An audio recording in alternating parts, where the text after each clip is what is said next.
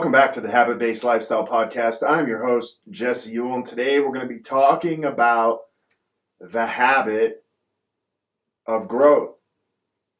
And as we talk about this habit of growth, I want to talk about this specific habit of growth inside of marriage. Growth in marriage requires this one thing. It requires this one thing more than anything. Of all the couples we coach inside of habit-based marriage, there is one thing that your marriage is guaranteed to have if you want to grow, and it's called collision. This collision is often uncomfortable and painful.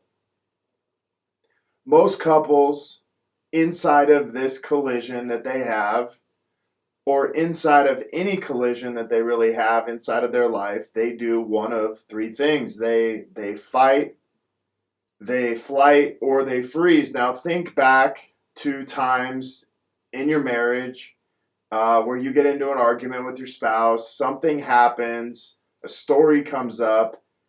Maybe you're one of these people who, fights back. That is your natural way of reacting.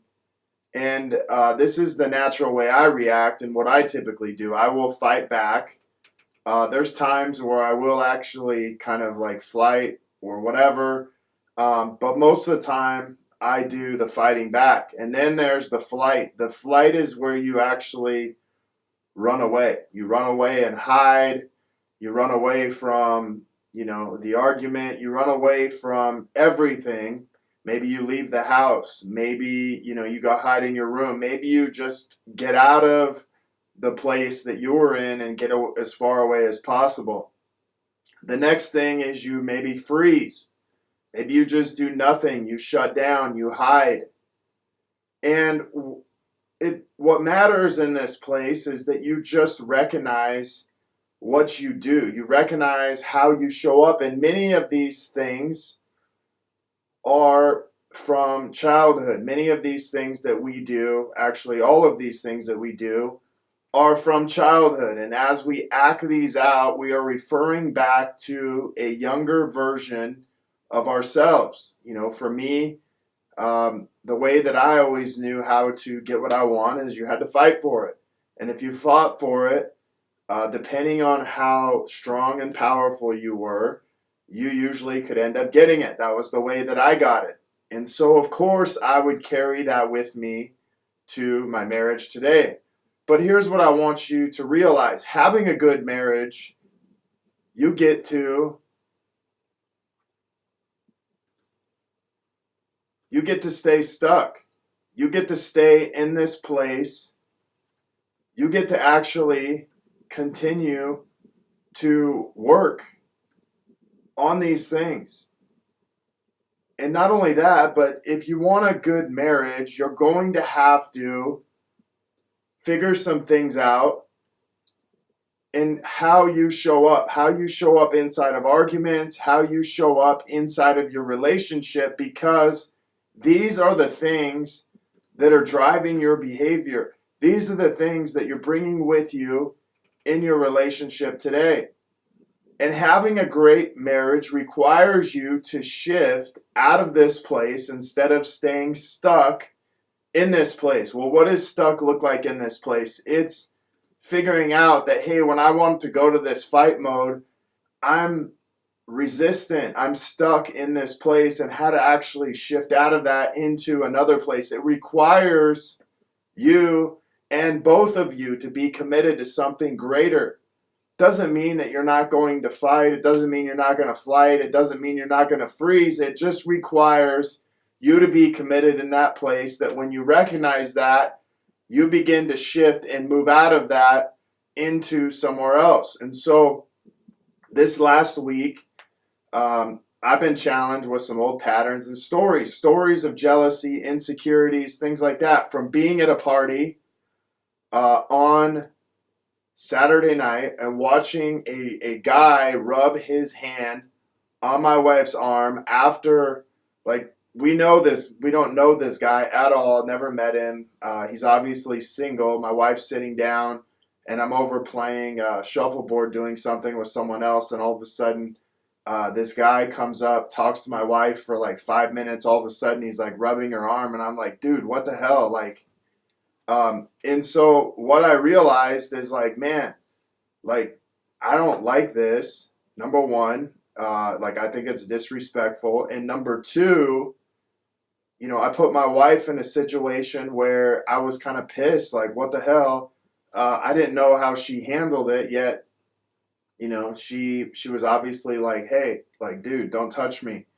But she did it in a polite way, and I was triggered and pissed off by it. But in that place, I started to kind of come up with old stories that happened. Like, well, what the hell is like going on? Why would this guy come up and do this? And I started running these things. But the reality of this is this wouldn't have come up unless it's something that I need to deal with. It's something I've battled with my whole life. And the truth is we all have shit that we battle with our whole lives. If you don't, then you're a liar. But nearly every person I've dated before my wife, I had this same problem, including in my marriage for 14 years. It's been a problem. It doesn't always happen, but I have a certain radar, and when it goes up, it goes off. I want to paint out a couple sides of this. I look back at times in my life where jealousy or insecurity may have helped me become an elite athlete and take my business to the next level. A lot of times it drove me inside of sports and football. It was like someone was chasing me to the point I would train harder and outwork everyone. It drove me in business to be the best at what I did. And I've rarely liked someone being better at me at something. It didn't really matter if it was like playing a game of pickup basketball, to being a husband, to showing up in the weight room, to running a business. I wanted to be, and I want to be the best at what I do and what I'm not. Or maybe something comes up to where I'm not the best, or maybe I don't look the best according to, thoughts in my head, according to maybe someone else. Then I get pissed and I'm kind of like, okay, what the hell?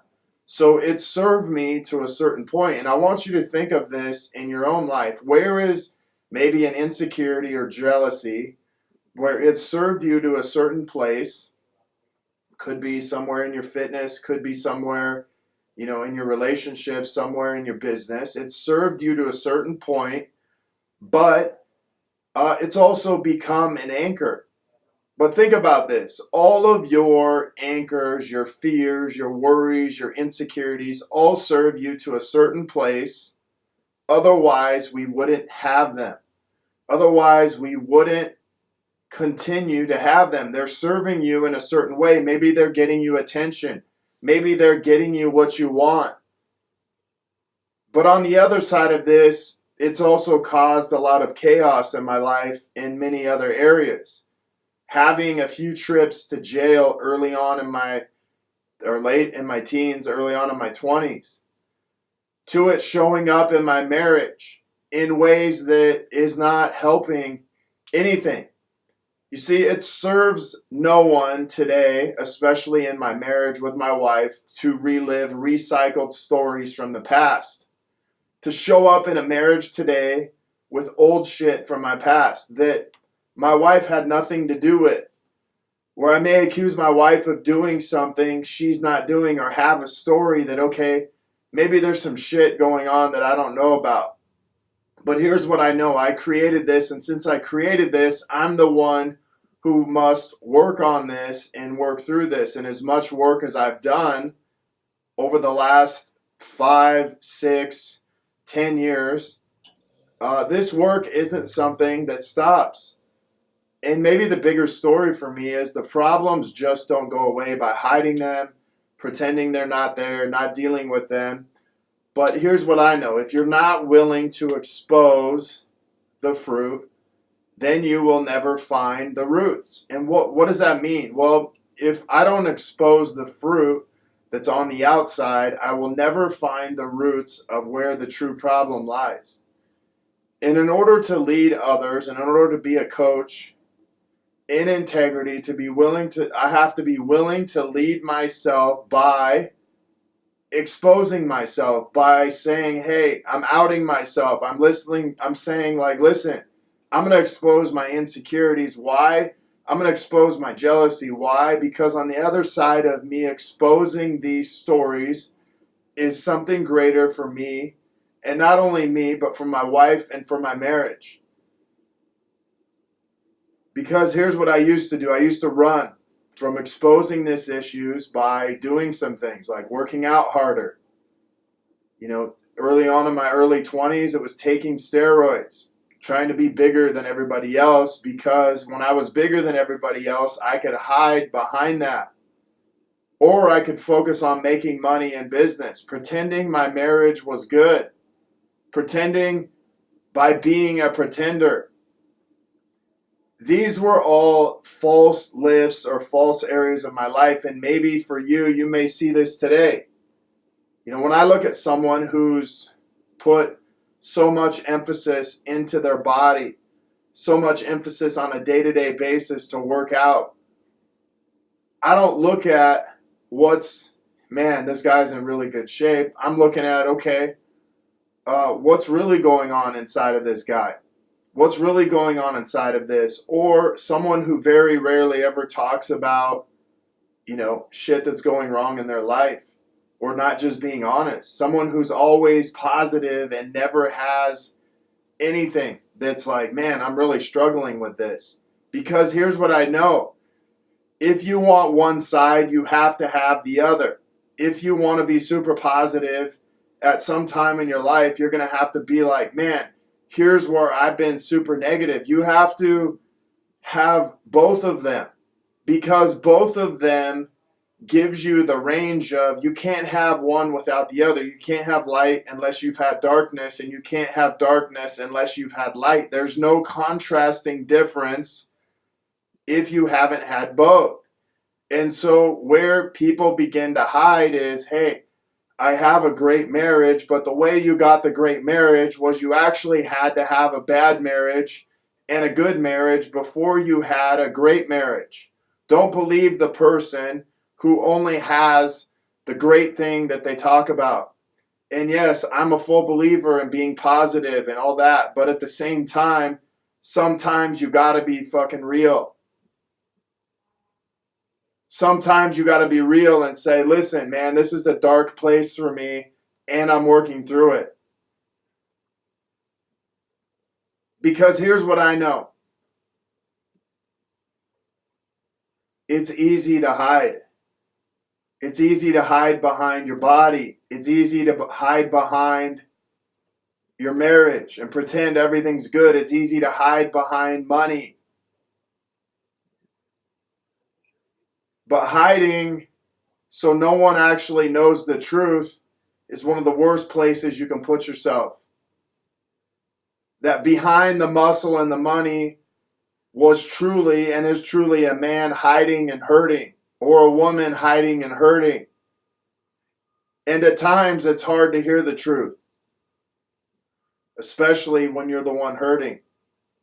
It's hard to hear where you're not showing up as a husband, father, leader, and businessman. But that's the thing about the truth. It doesn't feel good. But it's not as heavy. The truth will always correct itself if you're willing to listen to it. If you're willing to actually expose it, it will always correct itself. And so the real question is, that you may ask yourself is, am I willing to expose the truth? Am I willing to actually listen to the truth? Because when I am, it will actually set you free. See, these are the questions that I asked myself this morning. Am I willing to listen to the truth, and am I willing to expose the truth of what's really going on? Because here's what I know. In order for me to grow, I must be willing to collide with my own stories, and I must be willing to expose my truth. Because even if I get exposed in the process, this is the leverage I get to put on myself not only as a husband, father, businessman, leader, but as a coach. You see, nothing holds you more accountable than living what you teach and teaching what you live. And I know without a doubt, I get to lead other people who have been exactly where I've been because I can relate to that. But there's a lot of people and a lot of coaches today trying to lead people where they've never been. And inside of that, they're actually getting exposed. They're getting out of their own alignment and they're confused what they're actually coaching on. And so they end up coaching on something that they have no business even coaching people on. But here's what I want you to realize is the mess that you are working on cleaning up, the mess inside of your life actually becomes the message that other people are attracted to you by. Not all the good stuff that you've accomplished, but the actual mess that you began to work through. And you know what? There's still work for me to be done. That doesn't stop. And the powerful thing in knowing this is that that work will never stop. The work will never stop. The only time that I will actually continue growing is when I'm uncomfortable, is when I'm pushed out of my comfort zone, and that is the ultimate path for me to grow inside of my life, inside of my business, and inside of me showing up as a husband, father, and leader. And so when I ask you this question today is, where are you not exposing yourself? Where are you not exposing yourself and you're actually resisting your own growth? It could possibly be inside of your fitness, inside of your marriage, or inside of your business.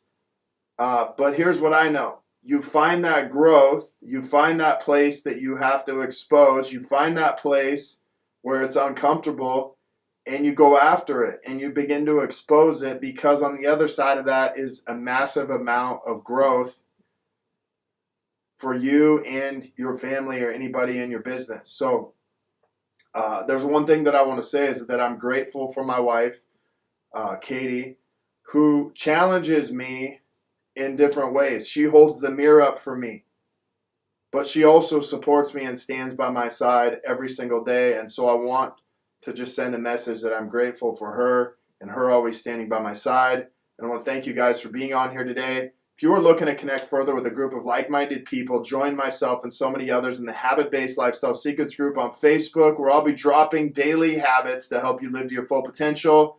You want to be one of our next case studies and begin living this habit-based lifestyle. Maybe you have some questions, comments, or requests. Feel free to reach out to me, Jesse at habitbasedlifestyle.com. Until next episode, have a great day.